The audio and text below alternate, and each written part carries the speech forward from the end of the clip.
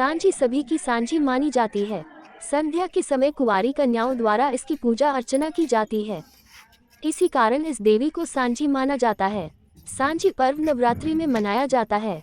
उत्तरी भारत के कई स्थानों पर यह पर्व भाद्रपद पूर्णिमा से आश्विन मास की अमावस्या तक मनाया जाता है।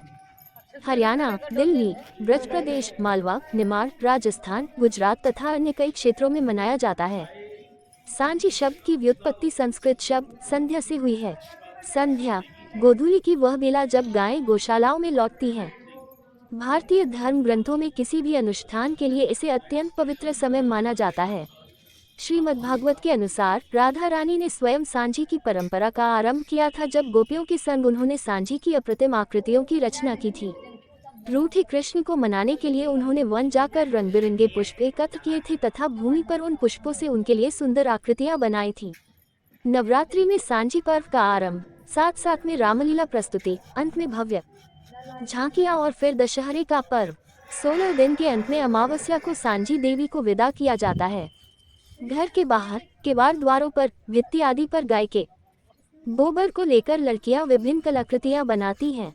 सांझी देवी व अन्य के नाम की मुख्य आकृतियां बनाई जाती हैं। उन्हें हार, चूड़ियां, फूल पत्तों, माली पन्ना, सिंदूर व रंग बिरंगे कपड़ों आदि से सजाया जाता है। नियमित रूप से कुंवारी कन्याएं एकत्रित होकर संध्या समय में सांझी का पूजन किया जाता है।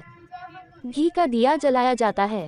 फिर देवी को गीत सांझी माए जीन ले, ना धापी तो ओढ़ ले, धाप की तो छोड़ दे गाकर मीठे व्यंजनों का भोग लगाते हैं एवं उपस्थित सभी को प्रसाद वितरित करते हैं।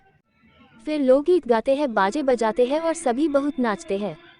भजन संगीत करने पर अंत में आरती की जाती है। सभी दिन अलग अलग घर की अलग अलग प्रकार की प्रसाद सामग्री बांटने की बारी आती है। महिलाएं, बाल बालिकाएं सब में बहुत उत्साह देखने को मिलता है।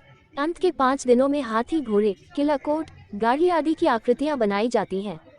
16वें दिन अमावस्या को सांझी देवी को भीत से उतारकर मिट्टी के घड़े में बिठाया जाता है।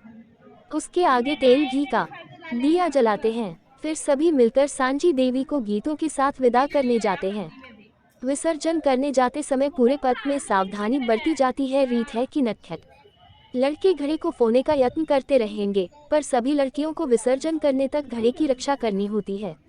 पूरे पथ भर हंसी ठिठोली, नाच गीत किया जाता है। सांझी माई को विदा करने पर सभी को प्रसाद वितरित जाता है।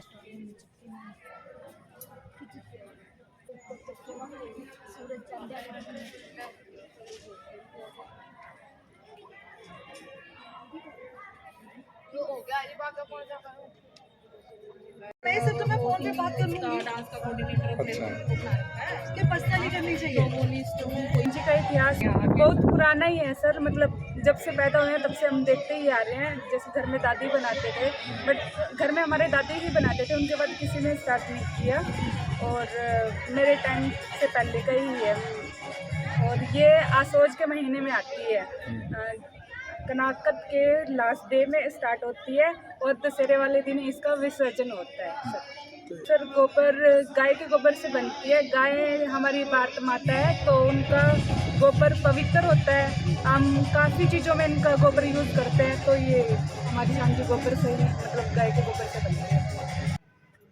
सांझी हमारे हरियाणा में, हमारे उत्तर भारत के कई राज्यों में बनाया जाता है। जैसे हमारे पहले की जो बूढ़ी माताएं थी, बहनें थी, वो मिलके सांझी बनाती थी, एक जगह पे इकट्ठे होते थे, शाम को पूजा करते थे।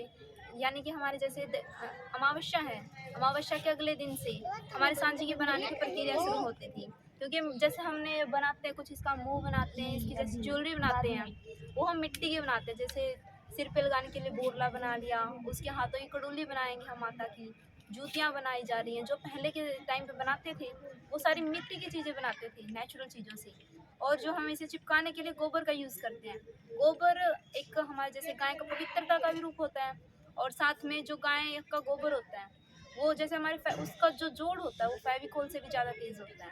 और सर कई बीमारियों को भी दूर करता है। जो गाय का गोबर, पहले ये माना जाता था कि अगर गोमूत्र पीते हैं ना तो शरीर के रोग जितने भी होते हैं वो नष्ट होते हैं, मन शुद्ध होता है, आत्मा शुद्ध होती है। भारत के हरियाणा में तो मनाया ही जाता है सर। सांझी बनाई जाती है, पहले बना के इसको रख लेते हैं नवरात्रों के दिनों में। पहले अमावस्या के को स्थापित करते हैं गोबर के साथ अपने दीवार के ऊपर, और 9 दिन तक इसकी प्रतिदिन पूजा करते हैं। शाम को इसको खाना भी खिलाते हैं और दशहरे के दिन इसका विसर्जन करते हैं। सर, भारत के हर क्षेत्र में मनाई जाती है, लेकिन हरियाणा और पंजाब और यूपी में इसका ज़्यादा चलन रहता है।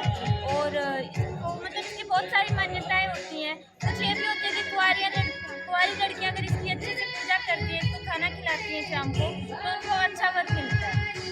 बाकी सबकी अपनी श्रद्धा होती है, हर जगह पे अलग अलग मतलब है। विसर्जन इसका दशहरे के दिन किया जाता है। जैसे हम गणपति जी का करते हैं, वैसे इसका भी करते हैं दशहरे के दिन। किसी पवित्र स्थान पे जाके अपने जोहड़ में या किसी तालाब में अपने नज़दीकी क्षेत्र में कर देते हैं।